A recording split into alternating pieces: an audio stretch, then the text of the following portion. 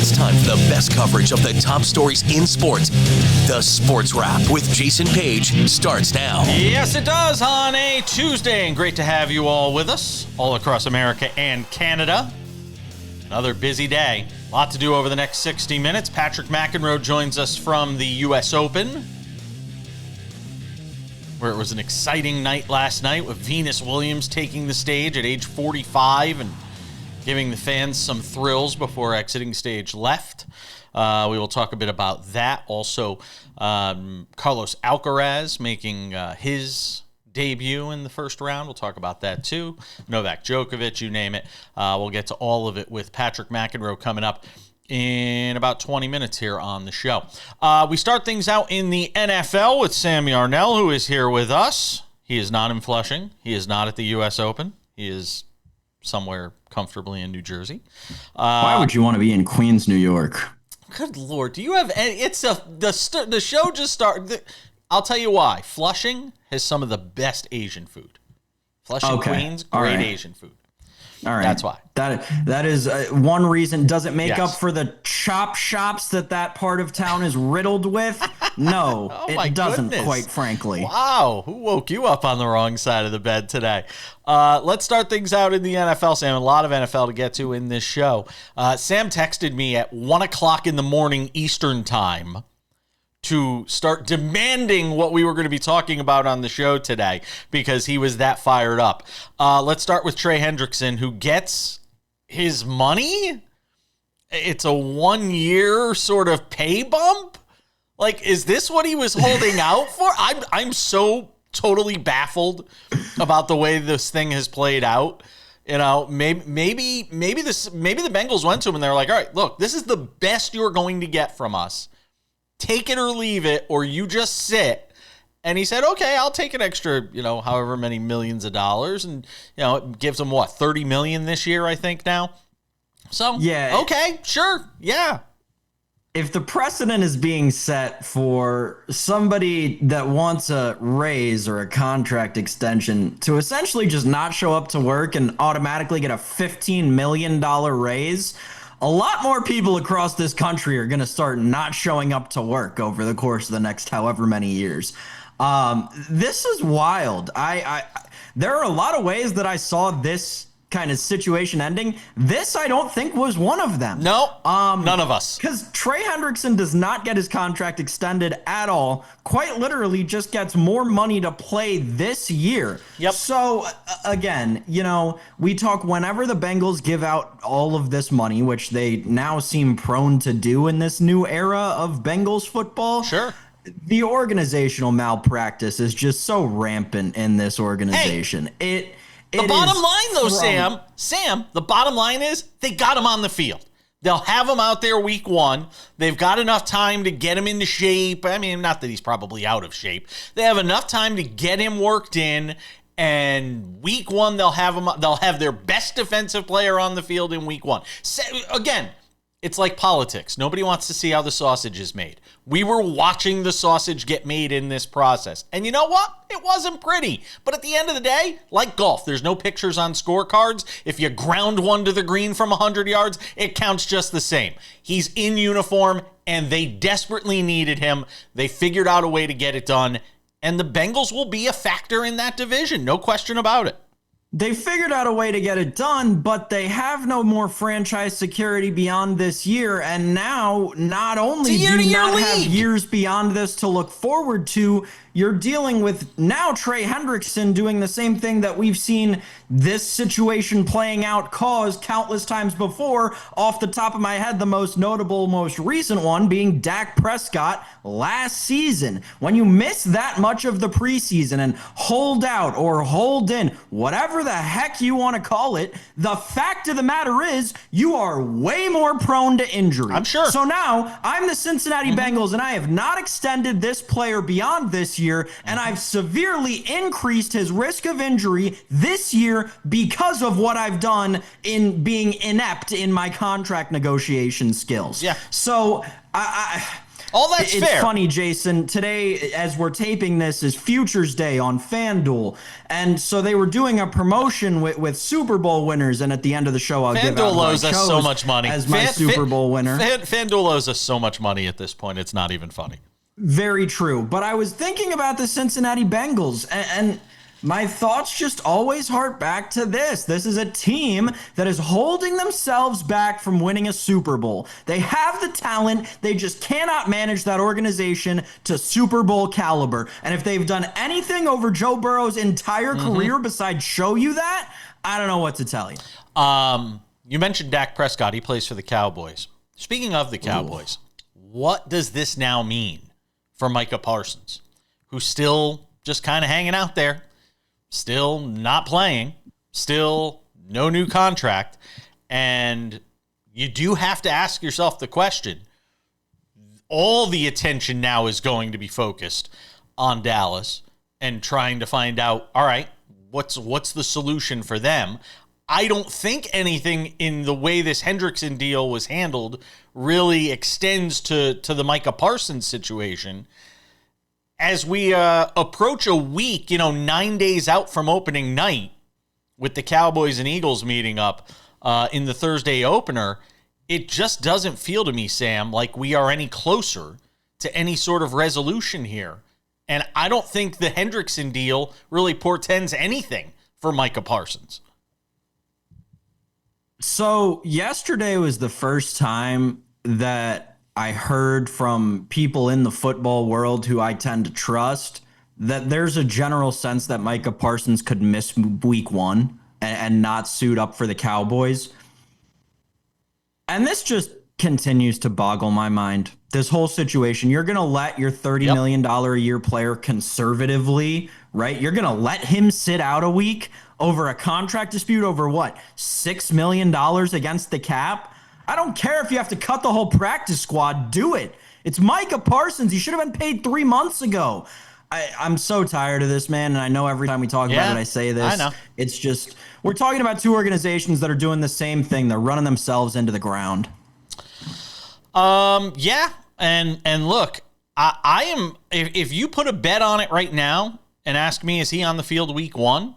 I say no. And here's the thing, Sam. If he's not on the field in week 1, he may not be on it for a lot longer than that.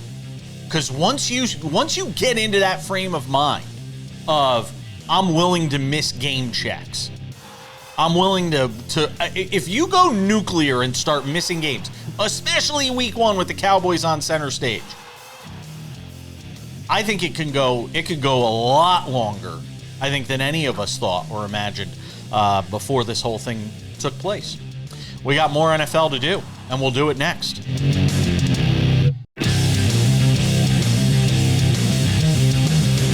Coming up in 10 minutes, Patrick McEnroe slated to join the show. Hopefully. That's a tease. You just have to tune in 10 minutes and find out. All right, from the news on Trey Hendrickson and the lack of news on Micah Parsons, we go to some news from the world of wide receivers. And of course, Sam Yarnell, because it wouldn't be SportsWrap with Jason Page if Terry McLaurin didn't sign minutes after we finished putting the show to bed yesterday. If people want to see me at my crankiest, see me when news breaks at 10:30 a.m. Pacific time or 1:30 in the afternoon. If people want to see me cranky, just get out of the way. Terry McLaurin gets his money. As a matter of fact, I was talking with our friend Brian Twining when the news broke yesterday. It was like right as we were putting the show to bed. I just finished the last segment. And Terry McLaurin's getting a lot of money, Sam. What? Come on. Give me something. Jason, when we started this saga... What do you want me to say? The Terry McLaurin... No. He is. You're right. He is. So he is to an extent, right? And there's all the people in the DC media market, all my friends talking on 106.7 and the Team 980 in DC right now, and to our friends watching on Masson, hello. And thank you for renewing, Masson. On with us for another year. Very cool. That's right. They love us they love in the us. DMV, they love Jason the sports Page. rap. They can't get enough. The Terry deal, right? So there are people in DC who are saying that, we got to stop. Don't listen to all these numbers that you're hearing. Like, what's the number going around? I think it's like 95 million's the number that's being perpetuated by the agent, right? $30 million is the number that's being perpetuated by the team. Realistically, it'll land somewhere in there. Terry McLaurin gets the money that he wanted. He gets the money that... I'm hesitant to say it, but like we all knew he was going to get. We knew he was going to get it, and we knew he was going to get it from the Commanders. Diana Rossini told us on this show a week and a half ago. He's going to get the money. He's going to get it from the Commanders. It seems to be a matter of time. She told us it was very like the same kind of thing as the James Cook thing. And how did that end up? Worked itself out. So yeah, you knew it was going to happen. It is to me though, from a fantasy standpoint and just those kind, because I know there are a lot of people looking to invest in players right now. I am a little bit hesitant to put a lot of chips in the Terry basket just because that offense may look a little bit different this year. And obviously now, as we were talking about in the last segment, Jason, right? You miss all this time in training camp. You're a lot more susceptible to injuries. And for wide receivers, what kind of injuries are those? Those are hamstring injuries. Those are injuries that keep you out a month. Are you almost tempted to just hold him out in week one? Or you just play him limited? Like, only put him out there for a few snaps? Is it even worth it if you're going to put him out there for a few snaps? I think you have to be very careful, especially given the fact that you just gave him all this money, however much money it is. And he's 30 years old, right? Like, oh God, can we stop with the 30 thing? I just think, it's these arbitrary numbers. It's like when people, it's like when in baseball, when they say, well, a pitcher, he's never pitched 121 innings, so we're going to stop him at 120. And we all sit here and scream at the TV going, let him go a few extra innings, especially if you're a team going to the playoffs. Can we stop with the 30 thing? I just watched Venus Williams. I just watched Venus Williams at 45 last night running this woman who was young enough to be her daughter around the court and kicked her butt in the second set of this match in the opening round at the U.S. Open. 30 is the new, 25, let's just say. But I'll put it to you this way, right? This season, he is going to play in his 100 and 110th NFL games. Yes. That's a lot of wear and tear on a human body. Yes. We can talk about age and years and all. 110 NFL games is a lot. That's a lot of getting smoked, especially when you're on a bad Commanders team, a bad football team, a bad R-words team for a lot of years, right? Yeah. So there is that element to me for the Terry thing. And just the last thought here to me is this. I think that the Commanders offense, I think that the snap count that you mentioned is probably the best option for them to take. It's the most sensible thing. Jakobi Meyers wants out of Las Vegas. What's wrong with Las Vegas? We love Las Vegas. So Jakobi Meyers is unhappy. And look, I'm just reporting the news here. Don't shoot the messenger. Jakobi Meyers is unhappy, Sam. And look, if it weren't the Raiders, I'd actually be shocked. I am so fatigued, tired, done with these trade requests that mean nothing. This has become the modern day stupidest thing in the NFL, and I can't stand it because now it's like the second you want to an ounce more money, trade request. I'm just going to put in a trade request. Micah Parsons, trade request. Trey Hendrickson, trade request. Terry McLaurin, trade request. James Cook, trade request. All but one of those guys I just named signed back with the team from whom they requested to be traded. Yes. I'm so tired of this trade request and just because you want more money. If you want more money, just say that. You don't need to say, I'm going to go play somewhere. No, you're not. Yeah. We've seen how this plays out. You're not going to play somewhere else. Yeah. You're going to take your money. You're going to be happy with it. That's how this ends. It's the NFL version of Pagro. This is what they do. They go all Pagro and try to figure out a way to get more money. You like that? You like that I even knew what Pagro was. Sammy Arnell, Amari Cooper has another. Look, when I went to go do the research for this, I said, let's just get some B-roll of Amari Cooper playing for any random team because it feels like he's played for all of them and in some cases twice. So Amari Cooper is back with the Raiders. I think he's played in like every iteration of the Raiders too. Oakland, Las Vegas, how many times? Sure, take a shot on him if you're the Raiders. This just goes hand in hand with what I've said about the Raiders, though, this entire preseason and training camp, is that they just threw a bunch of stuff at the wall. That was sort of the mentality of how they put this team together. And who knows, it might actually be successful. I don't know. Yeah, right. Like, that's what it is. They are. It's like, anyway, hey, you want to fantasy play football, 15 man. snaps in an NFL Exactly. game? Why not? Let's see if it works out. Is it gonna? Yeah, I guess we'll see. I don't know how much I trust Geno, but if he's throwing the ball to guys that are older than him, what could go wrong? I like Geno. I'm telling you, man, I think Geno's going to be all right. I really do. And there is more to get to on the Raiders, and we will get to it coming up a little later on in the show in the QB section of NFL News and Notes. Sam will return. Don't worry, he's not going far. The reason Masson decided to renew was Sam. Well, it had nothing to do with me. It was Mr. DMV there. Sam Yarnell. So we're coming back. Talking tennis next on SportsWrap.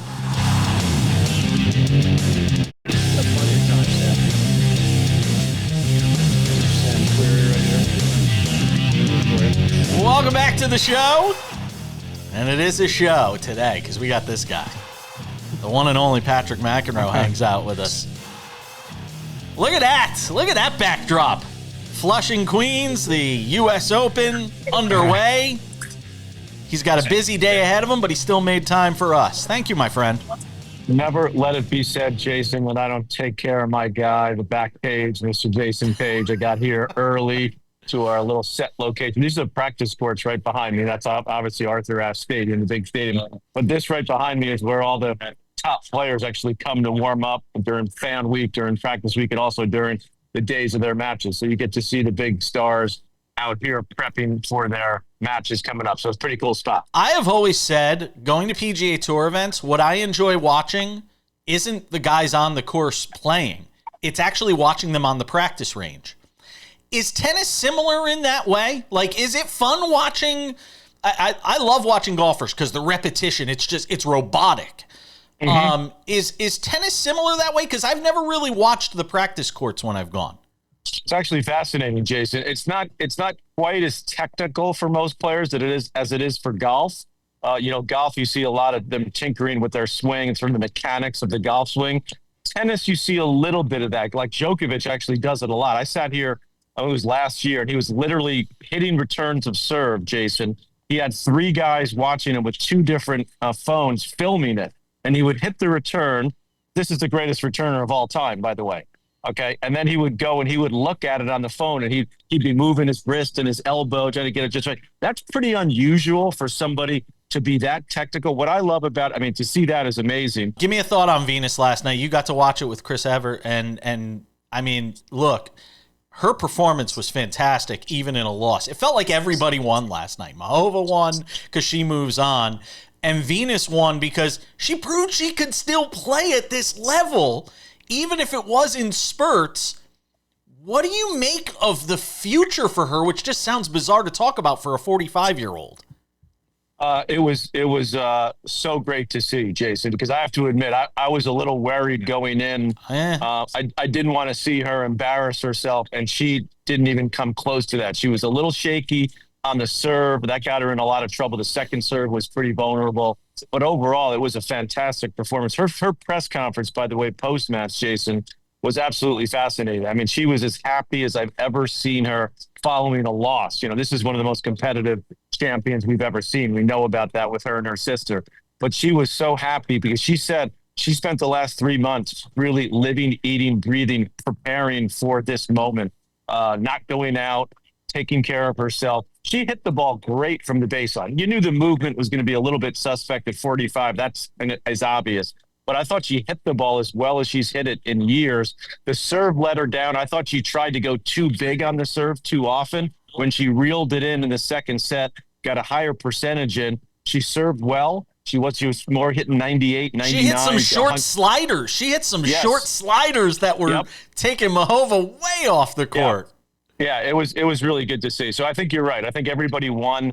Where she goes from here is a huge question. You don't get the opportunity to just say, I'm going to play in Arthur Ashe Stadium, right, in a night match. So if she really wants to come back and play on a more consistent basis, she's got to suck it up, so to speak, and play some smaller events, get on the road. It's nice to go play in DC, where she's got a history of playing team tennis there. Go to Cincinnati. It's another thing post-U.S. Open, when the buzz of tennis sort of dissipates for the casual fan. It doesn't for the regular tennis players, to get on a plane and go to Asia, go to Europe, and really grind it out. That's the grind of being a professional tennis player. So the question is she willing to do that? Does she want to do that? Or does she sort of play a tournament or two and then maybe try to get into the Australian Open? Now, it's no given that she's going to get a wild card to play in the Australian Open, but if she wants to build her ranking back, then she's going to have to play lower level tournaments to be able to do that. The women's side as a whole feels very wide open yet again, Patrick. It's more open than the men's side, Jason. I wouldn't say wide open, because I think Sabalenka, Swiatek are the two favorites for sure. Coco would be just a notch below them. Rybakina would be in that mix as well. Obviously, you've got a lot of floaters out there that can make a run, like a Muhova, who got to the semis the last 2 years. I think Swiatek right now comes in as a favorite just because she's got so much confidence, dominating the field at Wimbledon, winning in Cincinnati the way she did there. She looks really good. We're going to see her today. Actually, she's first up today in our coverage on ESPN. But I don't think there's anybody that you can say is a total dark horse. I think you could see one of those players get through to the semifinals, but I think it's one of those big three. On the men's side, we got to see Alcaraz last night against a giant. That was like a Sasquatch playing tennis last night. Watching Opelka out there. Give me some thoughts on what you saw in the first match from Alcaraz. I think you can't read too much into that, because, as you said, the guy he played in Opelka is one of the biggest guys around. There's one of the other biggest guys around, Mr. John Isner, who's going to be joining us here. Yeah, so he knows a little bit about that style of play. But Opelka played well. 4-5-4 was the end result. But Alcaraz looks good. Winning Cincinnati, obviously Sinner was sick in the final, but Sinner's is going to be fine as well. We'll see him today in our coverage and in his opening round match. But I think it's hard to bet against either two of those guys. I do think someone's going to sneak through. I just have a sneaky, I don't know why. There's no rationale to that other than a feeling, maybe a desire by me, Jason, to see an American man finally win this thing. Tiafoe loves that. Listen, for everything that goes on with Tiafoe, he loves that venue. He does. And brings out the best in him. He plays his best tennis here. He wouldn't be the guy I would pick. I would lean more towards Fritz or Shelton, because I think they're playing better tennis consistently at the moment. Fritz has been the most consistent guy for sure. And I think both those guys seem ready. Like they're ready to play and actually go deep. I think Tiafoe is too. But Zverev, we're going to see him tonight. My brother and I are going to be calling. That's a late match tonight. See what he's got. So there's some other floaters out there. But obviously, it's still the big two. They're distancing themselves. It's been 7 consecutive majors they've won between the two of them. You got to lean Sinner at the moment just based on his hard court record. But Alcaraz, I think, will have a little bit of a chip on his shoulder. Before I let you go, in the last 30 seconds here, if I set the over-under on $75,000 for the Medvedev fine, going over or under?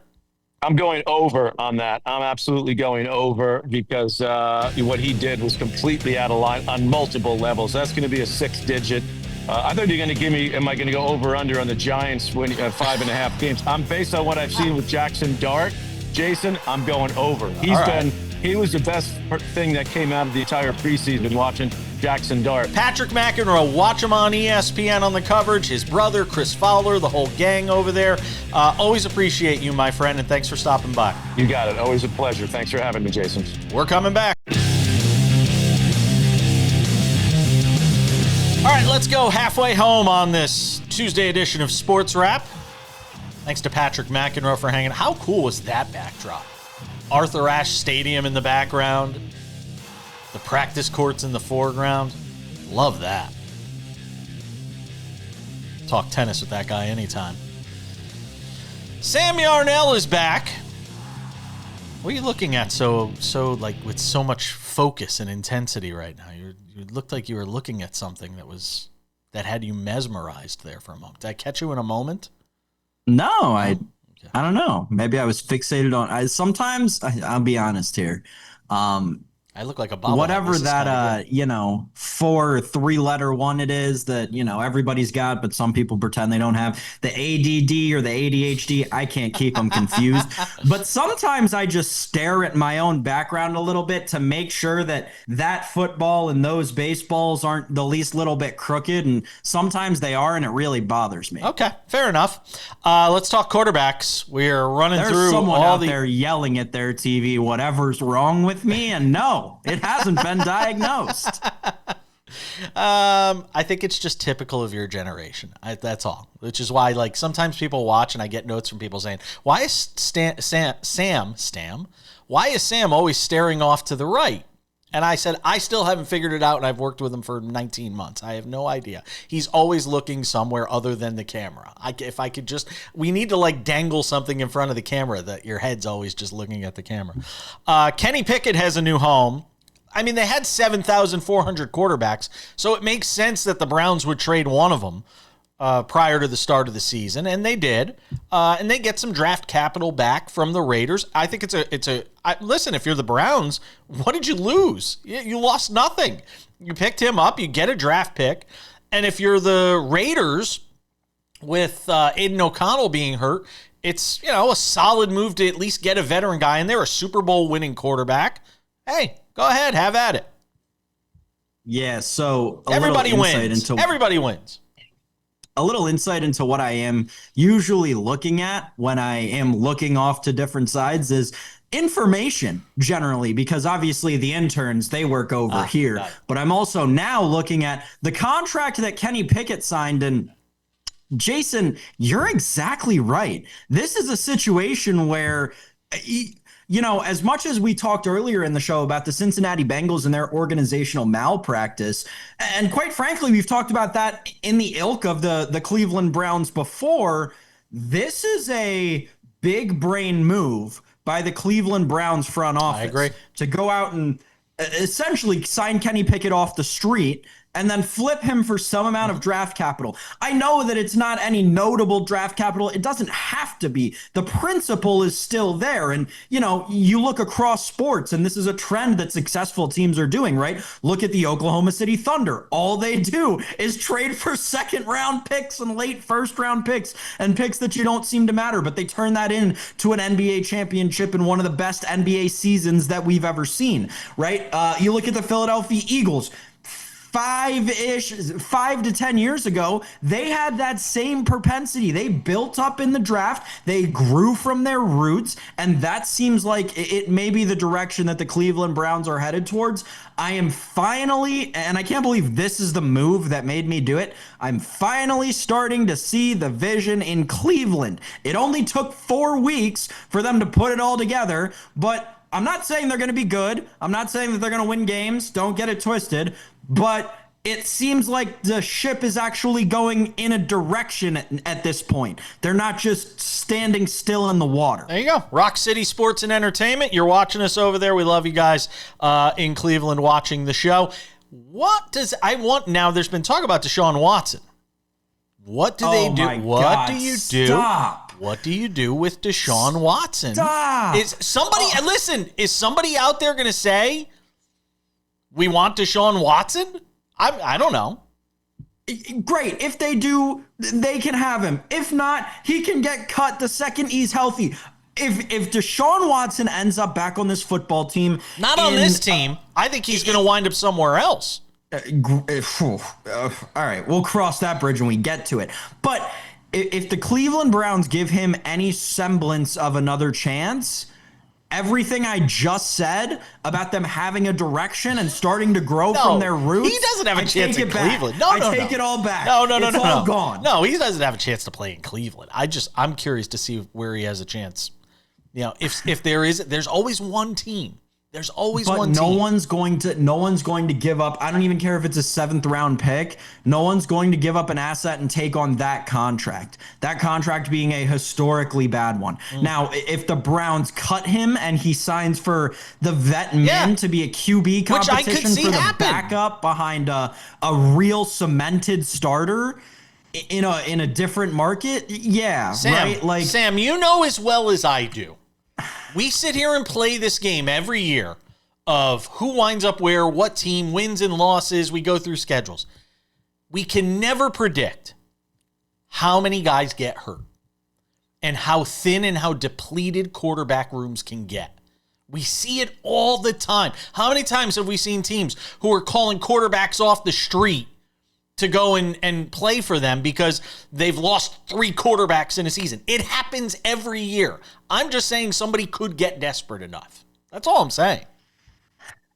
So it could happen. 45 seconds. Right, yeah. Yeah, my mind has gone to a place. This is where I think this is ultimately where I guess I've decided this is going to end up. Yep. The franchise that I could see him going to be or competing to be the backup for eventually, again, not in the near future, but maybe next year or the year after, the Kansas City Chiefs. I could definitely see him being the backup there. Because they don't care. Minshew could 100% leave. They don't care about people's history. There you go.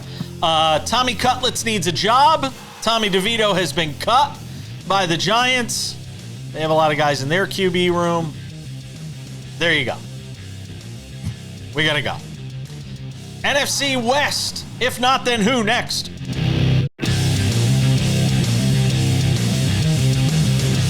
All right, let's take it to segment 5 on the show. Odds and Ends wraps it up in 10 minutes. Don't worry, we didn't forget the baseball. It's coming up. 10 minutes. Odds and Ends. It's what it's all about. A Contreras lost his mind last night on the baseball field. What is it with people throwing bats around? What are we, in the words of Sam Yarnell, what are we doing? Bats getting thrown around? Hitting your own coach? Oh, my God. We'll get to all of it coming up in Odds and Ends, Sam Yarnell. We have done this now on 7 prior occasions, and this will be the last time we do it for the 2025 NFL season. We have run through every division and told you, if not the team favored to win the division, then who, Sam Yarnell?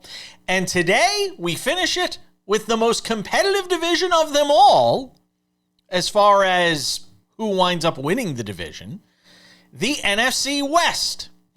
The San Francisco 49ers are currently the favorite at plus 155. The Rams are 2-1 to win the division at plus 200. This according to FanDuel, of course, the unofficial sportsbook of SportsWrap. Unofficial, why?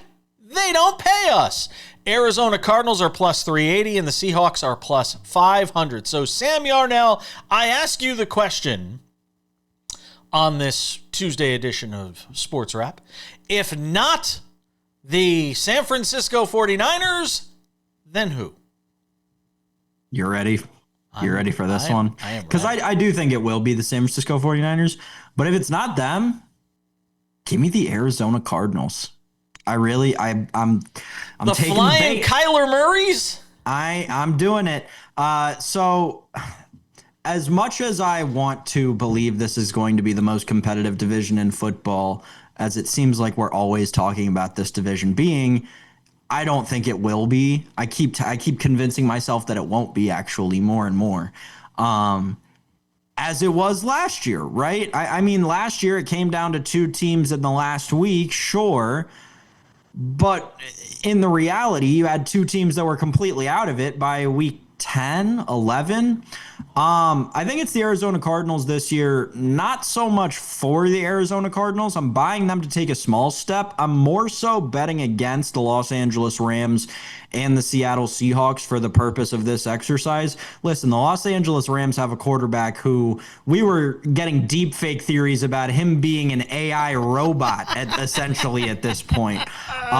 So I don't trust that quarterback situation at all, considering the backup to him is some guy who, the wide receiver who they just marquee signed in Devontae Adams, literally 2 teams ago asked for a trade out of that place because of this quarterback. So I'm, as much as I like their defense and I think Kyron Williams is an exciting back, I don't think that the passing offense is going to be there to compete in this division for the Rams.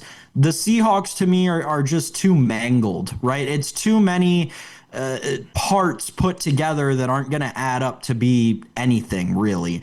And when you look at this Arizona Cardinals team, I'll trust Marvin Harrison after letting us down at the beginning of his first year. Really took a step forward in the second half of of his rookie season, right? They've got a ton of offensive weapons in Kyler Murray, in Trey McBride, right? And that defense isn't anything to shake a stick at. They're good on both ends. They've got a great linebacker in Zaven Collins, and Budda Baker's still going to be there to hold down that secondary. So I am buying into the Arizona Cardinals. Again, for the purposes of this exercise, I really think that the San Francisco 49ers, because of the ease of their schedule, are poised to win this division this year. How quickly we forget. The Rams basically played the Super Bowl champs to a draw last year in the playoffs. I mean, the Rams are a good football team when healthy. I'm buying in on the Rams. I don't like the number from a betting standpoint, so I'm not going crazy about that. With them at plus 200, I wouldn't bet it because there's not a lot of value there. But I actually think of all the divisions we've done, this is the one where I could most see a non-favorite to win the division. And I know it's close, 155 and 200. It's 1A and 1B. But I actually like the Rams to win this division, Sam. If I'm going in on a team, give me the team with Sean McVay and Matthew Stafford. And I know there's this whole idea Stafford's going to miss games this year. There are three things in life you can count on: death, taxes, and Matthew Stafford missing some time for some length. Okay. And you've got Jimmy Garoppolo, who will come in and probably be all right for a game if you need him. But I actually think it's the Rams. I think the 49ers are in disarray right now. And I think it's one of the more underreported stories of this entire training camp. It's certainly from our perspective, because we haven't talked about it a ton, been underreported and under-discussed, if you will. I think the Niners are a mess. I wouldn't be shocked if they're the third best team in this division when we get to the end of the year. I don't think they're a playoff team. I'm very down on San Francisco right now with everything that's taken place in terms of the roster and sort of the construction of this team and where it is right now. It feels like this group, as currently constructed, is on its last leg for me. Wow. I feel the complete as a non-Brock Purdy guy, famously you are on famously this show. Yes, you are. For me to be the one sitting here saying no, buy in on the San Francisco 49ers is crazy. It is. Yeah, no, I think I agree. I think outside of losing Debo, you're looking at a team that is going to get one more effort out of Christian McCaffrey, but they showed you that they've got the run game around him to not necessarily need him to win football games. Yeah, you could be okay in the run. You could be okay in the run game without him, but you're not the run game without him. That's the thing. I think you become more dependent on Purdy in that spot. This team has always been based on the sum of the total parts, and I don't think the total parts are there. We've got odds and ends coming up next. Take the Rams!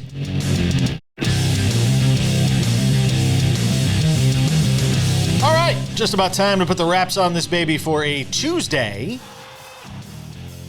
By the way, special programming Friday and Monday. Last time we'll be doing that for a while with NFL season about to kick off. Labor Day on Monday. We'll do a long weekend. We got some great special programming lined up for you here on SportsWrap for those days. Sam Yarnell. Before we get to odds and ends, a couple of reminders. First of all, if you have not done so yet, make sure to subscribe to the SportsWrap with Jason Page podcast. It's available on all your favorite podcasting platforms. This show in its audio form, Monday through Friday, make sure to go and subscribe. It would benefit us greatly, so please do so. If you love watching the show, but sometimes it could get preempted, there could be a game on, sometimes programming gets moved around, you can always watch the show on Spotify, but also on our SportsWrap with Jason Page YouTube channel, which is available on YouTube, amazingly. The SportsWrap with Jason Page YouTube channel also includes SportsWrap shorts, clips from the show. Sometimes interviews run long when we're putting the show together. We put them on there in their entirety. Go and check that out, the SportsWrap with Jason Page YouTube channel. And without any further delay, ladies and gentlemen, time for some odds and ends. Odds and ends, it doesn't end for Cal Raleigh. More home runs for that guy. Call it number 50 on the year for Cal Raleigh, Sam Yarnell. And look, you wake up today, Cal Raleigh's your favorite to win the MVP at minus 125. Yes, on FanDuel, it's true. It's damn true. Aaron Judge plus 100. Cal Raleigh is taking the lead, Sam Yarnell, and down the stretch they come. Cal Raleigh's going to win MVP, Sam. Going to win MVP. Oh, wow. Well, what's funny about that, Jason, is a little insight into this. They must have taken a massive bet. FanDuel must have taken a massive bet on Cal Raleigh to win the MVP last night. Because, you mentioned earlier in the show, I was up late last night. I was doing work. I was checking markets. And I was doing some work on the AL MVP market around 1:30 in the morning. And that was backwards. Judge was minus 125 and Raleigh was plus 100, which had still come down from earlier in the day because I believe going into yesterday, Cal Raleigh was plus 125 and Aaron Judge was minus 150. Regardless, that's monumental for Cal Raleigh to be the standalone favorite for American League MVP. And I was having this conversation with a Yankee fan last night. We need to open the book on if this is the biggest fall from grace in terms of somebody who had already given this award to on July 15th, July 31st, for him to not win it now because of hitting 200 over a 2-month span. It really is crazy, Jason. We got to talk about Aaron Judge's fall off this season as a historic one. Well, I mean, look, if the Yankees make the playoffs and he plays well, nobody's going to care. I mean, let's be honest about it. Nobody's going to care about what happened between July 1st and September 1st if Aaron Judge goes out and plays well in the playoffs and the Yankees win a World Series. Nobody's going to care. Cal Raleigh, though, well-deserved. And look, barring some insane run by Judge over the last 5 weeks of this season, Cal Raleigh's going to be your MVP. I think the number only grows. He's on a pace to hit 60, Sam. He's on a pace to hit 60. And he could wind up breaking Judge's AL record. Who knows? I was going to say, if he has one hot week, he's running right up against Aaron Judge's record. Is. Yankees win last night, by the way. Just wanted to make sure we got that in. That's all I'm saying. Yankees win. Beat up on your Nationals. And I'll also say this, Jason? But here's the thing. Here's why the Yankees make the playoffs and why they still have a shot to win the division. They have the weakest schedule coming down the stretch. That's the thing. They have one of the top 5 weakest schedules coming down the stretch. Don't be shocked if the Yankees still win that division. Sam Yarnell, Tariq Skubal. Now, look, you and I are in disagreement on this. Because he gave up a run in an earned run in 6 2/3 innings, I think it was last night. He struck out 12. That all looks great until you see he actually gave up 6 runs because he gave up a grand slam to Shea Langoliers last night, Sam. It counts. I don't care what it says in the department of earned runs. Voters have to look at this. It's got to be a blight on him. What happened? What happened to the hitter before Shea Langoliers? Pick up your defensive players. Oh my God! That's what aces do. You cannot hold that against Tariq Skubal, who also in that same game, which the voters should also look at, struck out 7 of the first 9 hitters he faced. That is Cy Young worthy in and of itself. Not buying it, man. Give it up. You can't give up the grand slam in that game. And we're just going to pretend it didn't happen. There was no grand slam. It never happened. Just because the earned run got there it is. Went down, baby. See? Going down, Wilson Contreras. What on earth was he thinking last night? He gets thrown out after arguing a called third strike, which, by the way, was a strike by all accounts. And then decides he's just going to go bat spit crazy, or bat throwing crazy in this case, Sam Yarnell. He hurls the bat. It winds up hitting one of his coaches. A suspension coming for Wilson Contreras, I suspect. Yeah, probably, and I don't know if it's deserved or not. So listen, first of all, I don't think he was arguing about the last pitch of the at-bat. He was arguing about the first pitch of the at-bat. I get, which means there's probably some frustration boiling over. I want to know what the umpire said. That's what I want to know what the umpire said. Yeah, I agree. It would be interesting because to set off a player like that, something you don't without saying something. Yeah, I agree. We got to go. Thanks to Patrick McEnroe. Thanks to you, Sam Yarnell. Thanks to all of you for watching at home. We'll see you back here on Wednesday.